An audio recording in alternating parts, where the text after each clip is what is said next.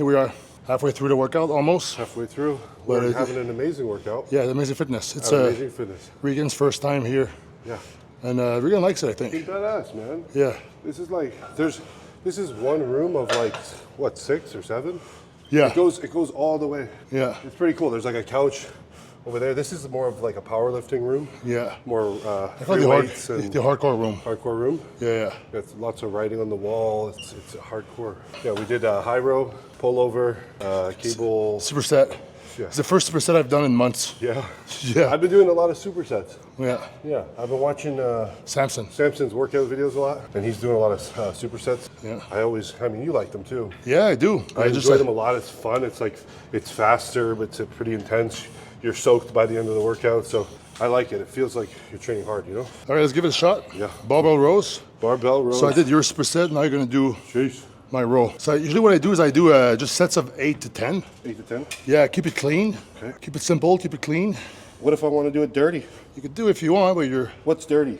Dirty would be like Ronnie Coleman type. Yeah. Or Branch Warren type rows. Work for them though. Hurt myself. Do whatever feels good. Yeah, You can control the weight. Yep. What I've been trying to do when I do the barbell rows actually is I go here, Yep. and then I try to just move my shoulder blades forward I see, yeah. and back. Yeah. And I also I squeeze my whole back and my traps. Because if you try to hit the lats with that, you can. Well, the thing is, But I find that just the upper back is perfect for this. I was gonna say you're very like trap dominant. Yeah. Like that is your thing. You have huge traps. Yeah, which is perfect for Right? this. So this is yeah. We did the lats earlier. It's Yeah. fine.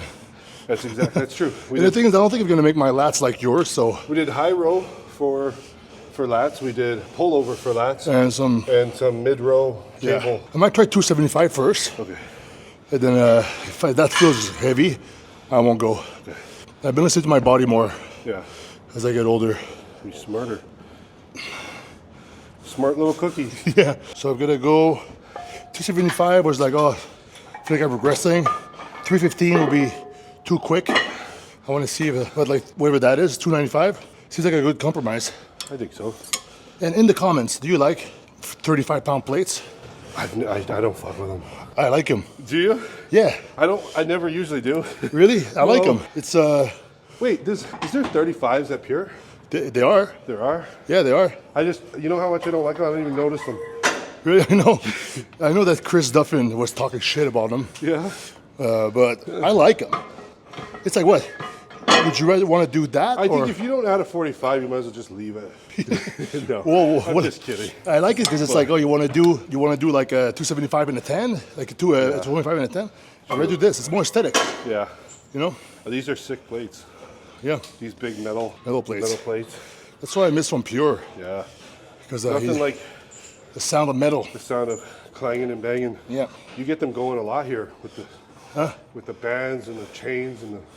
Yeah. Yeah, I do everything. Yeah. Is this last set, best set? I might do another one after this. Okay.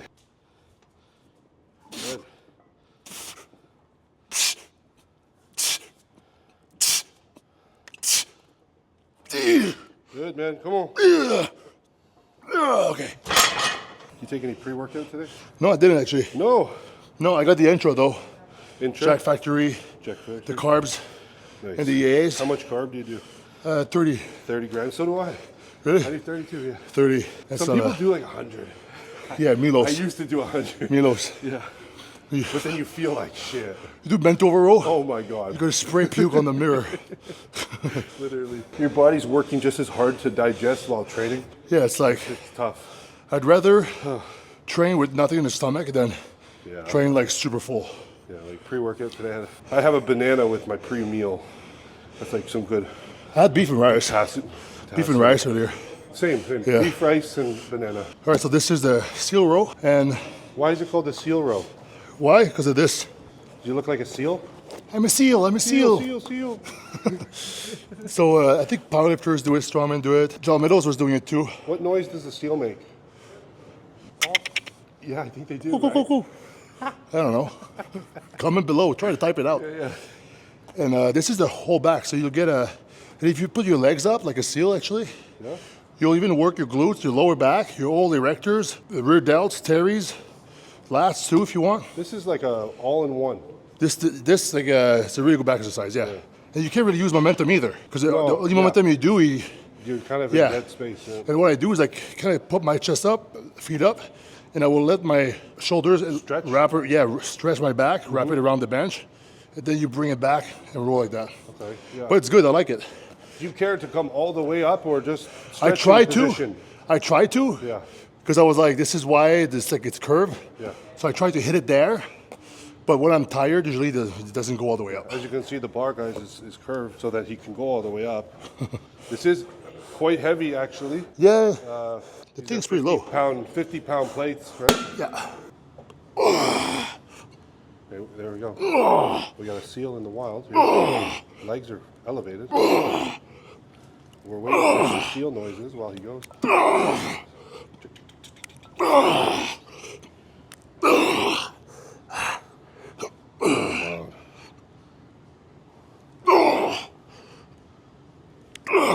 Good. Yeah, it feels heavy. Yeah? Yeah, but it's good. Because we're jumping right in here. We didn't do any warm-up, but we were warmed up. Well, I think we're warmed up by now. Yeah. From the All right. Fuck, dude, I haven't done this. I don't even know when I did it. Oh, this is going to be cool.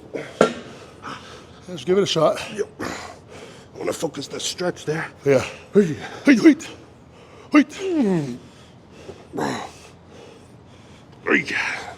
Yeah. Yeah. It's good. All in the back. People can see it. All the lumps from the back muscles. Come on. It's pretty good, though. It is. Because there's zero momentum. No, nothing. You have a little bit of trying to, You could try, but it's- but barely. yeah. Pretty cool. I think the hardest part is the balance. Yeah, at first. Wrapping my legs around. Yeah, but if we do less weight, you'll feel better. Okay. Yeah. Maybe we'll do like 15 kilograms or something. No way. No? You want to keep that? You can't do it. Okay. Let's keep that then. 25 better kilograms. at it. Yeah. Second set will be better. Yeah. So how many weeks down now? 14. 14. Before he's not doing Pittsburgh to leave a chance for Nick Walker to get a win. Yeah, I don't want to take it all from him, dude. Yeah. Oh, I hope somebody doesn't clip that. Yeah. This you're gonna have that. Probably heard you though. How's the new coach? Because you announced him now. Everybody knows Stefan, it. yeah. Yeah. What's the main difference you think with it? Well, let's just say more food in general, for sure. Like I'm at 5,200 calories a day, 4,600 on my off day, which is like. That's a lot for Yeah. I was bulking on that. Yeah. I probably ate more with snacks and stuff, but Yeah, but this is like way more. I know. Like you say, I started diet probably around 3. Probably around 3. 3,000? Probably. Like Oh, usually shit. I have to go very low. Well, now you'll be shredded at 4,000. 4,000 and like hopefully look more like dense. Most of the time I have to go like 100 carbs, 150 carbs a day. Where now I'm like having 700, like. So Yeah, that's good. You gotta prime your metabolism like that. That's the best. Yeah, I think that's from being more on a plan on the off season too. So like working with Stefan, and then we've been working since basically the last Olympia. I didn't do that one, and That's cool. I was on an off season diet, so I got myself like to the point where that amount of food was doable, and then it's just like. Then we changed some things when prep started. Yeah. And you're eating the same food, but still shedding the fat. So little changes makes a big difference. And then when you have more muscles too, you can actually eat more. Juju had a theory. I don't know if you agree with that. People in the comments can. So the more muscle you have, so when you're hungry, even if you eat 4,000 calories, but like when you're starving, you actually feel more hunger than a skinny guy who's hungry because there's a bigger demand in the body. So we're actually we feel hunger more than the bikini girls. Bikini girls are starving, but we actually feel more hungry than them. I wonder. So that's a Juju's theory. So maybe you guys could comment on that.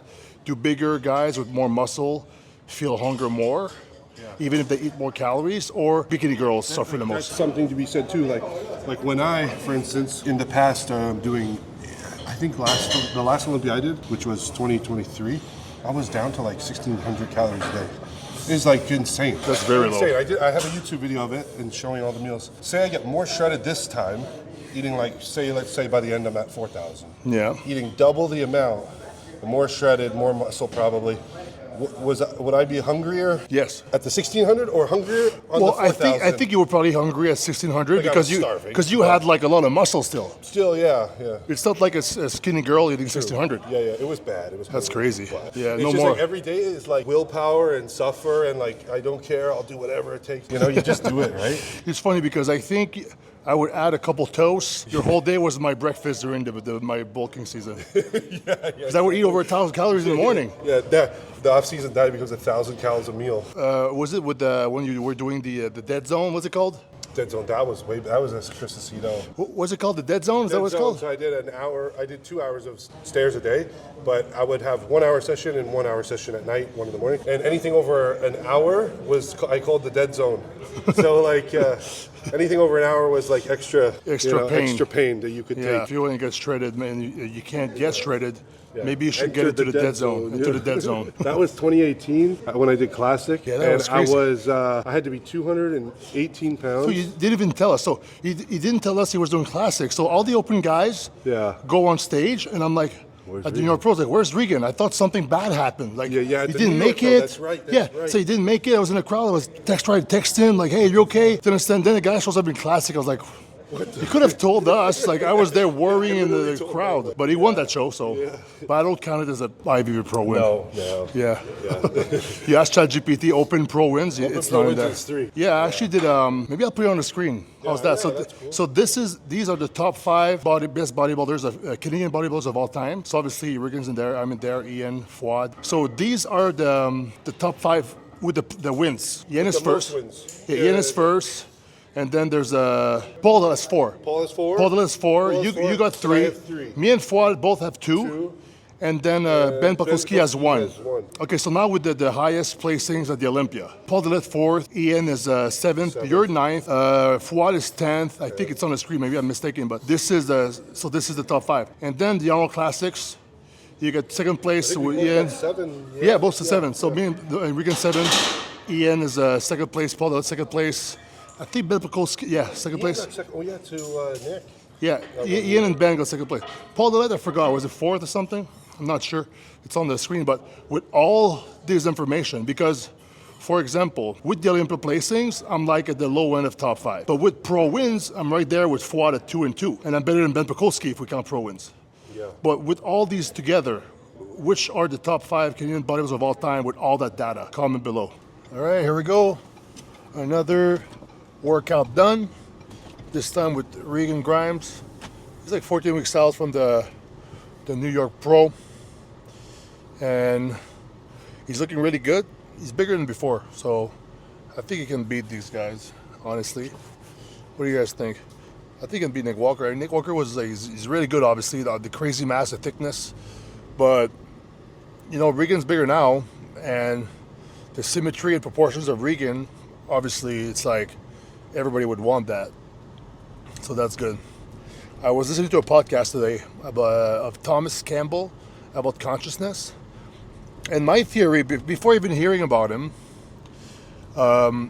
so let's say, imagine there's a giant cloud or a well of souls that's through everything, that's everywhere at the same time, but we can't see it, right? But it's there.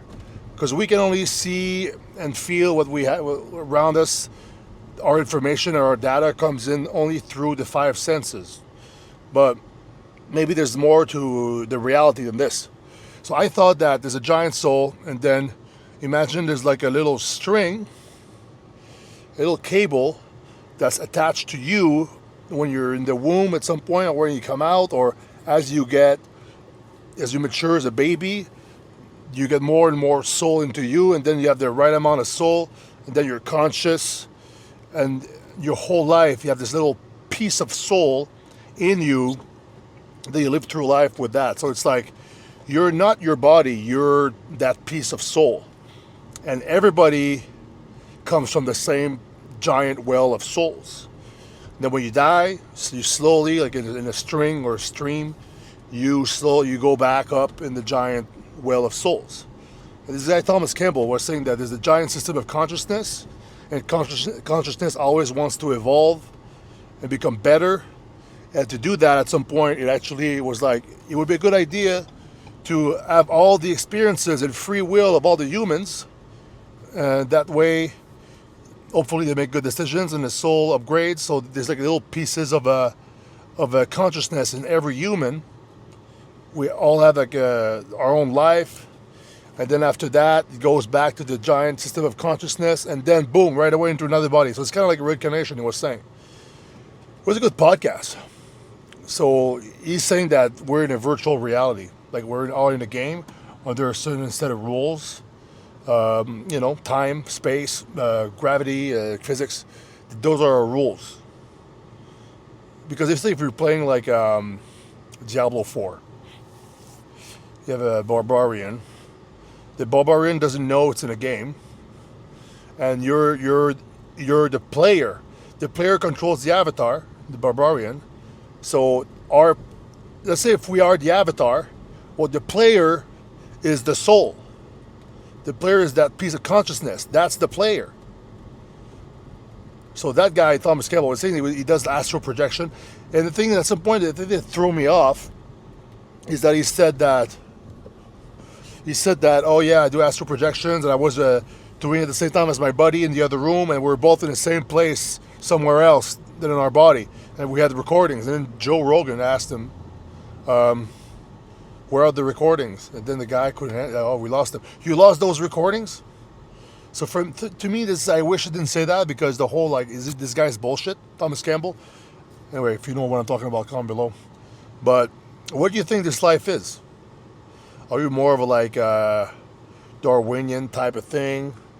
Are you more like a creationist, I guess? You believe in creation and that Jesus and God created everything? I mean, he did create everything, but you know what I mean? Like created people whatever it is, 6,000 years ago? Do you believe, what do you believe? You believe in religion? I believe, like I said earlier, that I believe I know nothing. But I really feel like we are not just our body, we are a piece of soul, and then we come from the same place, a giant source of souls that were borrowed during our lifetime, a little piece of it, and everything has it. Trees have the soul in them. They just have like maybe 0.001% of the amount we have. The more soul you have, the more conscious you are. So like dogs have more souls in a tree, but they have less than us. That's what I believe. And then it all comes back from the same thing. So there's no evil in the soul, I guess. But the only way you can improve your soul is by doing the right thing. By doing the right choices. And dogs, I mean, they don't have a lot of choices they can do. They can they can choose to eat, they can choose to have sex, they can choose to escape, they can choose to run and play. They don't have a lot of choices, so they can't really improve. The soul can't really improve into a dog. It kind of just stays in the same spot. But in humans, though, with all our choices and our free will, we can fuck up our soul or we can improve it. So that's why it makes it very interesting for us to be humans. And you did mention something that was kind of cool. So you said consciousness is very easy to explain. It's awareness with choices. So you're aware you exist, and you can make your own choices. So I'm like, okay. Then I went and I asked ChatGPT, and he didn't give me a good answer. So I don't think ChatGPT is conscious yet. But when is it going to be that the AI will become self-aware and be able to make its own choices? Then what the hell? It's conscious? It's consciousness? So that will be like, oh. And what about those little brain cells? They turn to computers. Supposedly it has it has like the same amount of consciousness. I don't know if I'm butchering it, but as a premature baby. So oh shit, so in that little computer made of real brain cells, did the soul that I was talking about got into that now? Another little avatar. What if the robots in the future that we're gonna have walking around are gonna have real organoid computers, which is computers made of real brain cells, and then these things will have real consciousness. I don't know. What do you guys think all about that? What do you guys think about all that stuff? Pretty interesting. You know, if you're sometimes thinking about that, some people don't like to think about that. It makes them feel overwhelmed. But for me, it's like it makes things almost like more simple. It removes all the little stresses that really like don't matter that much. It then makes you realize that wow, well, I'm living this life. What do I want? And now that I have a family, it's like, oh, I just want to be with my family, and I want everyone to be happy and feel good. And when they don't feel good, I want to help them be okay, make sure they're okay. You know, like, so, oh, like, oh, do you want to make? I gotta make $50,000 more. Oh my God, I'm living paycheck to paycheck. Or, oh shit, I don't have as much muscle as Samson Dauda, or whatever it is. I want to get my pro card. You know, these things they do matter. They're goals, right? They're things you want, but like, if you really like look at the grand scheme of things, what's important is like, I think it's just loving the people that you care about, and make sure you like make right choices and try to make the world a better place. And you don't need a lot of things to do that. Like I said in my other video, like it doesn't take a lot of skills to be nice. So everybody can make good choices. And everybody can make bad choices. I made a lot of bad choices in my life, honestly. For a while, that's all I did, bad choices. But on the other, I turned the page, and on the other side of the page is like, the story keeps going, and now I can make good choices. Like, spend time with my son. Look at him and just be happy that he's smiling at me or something. It's great. So, avatars of souls trying to make way into this life, crazy life. You can stress about everything, or you can be in the present and love. That's it, just love, period. It's up to you. But you can also go to the gym and have a freaking good pump and feel good, because the pump is a cure. Even for your soul a little bit. I'm sure it makes your soul feel better to take care of yourself and give yourself a hard workout and achieve the sickest, juiciest pump. So why don't you go do that? Thanks, guys.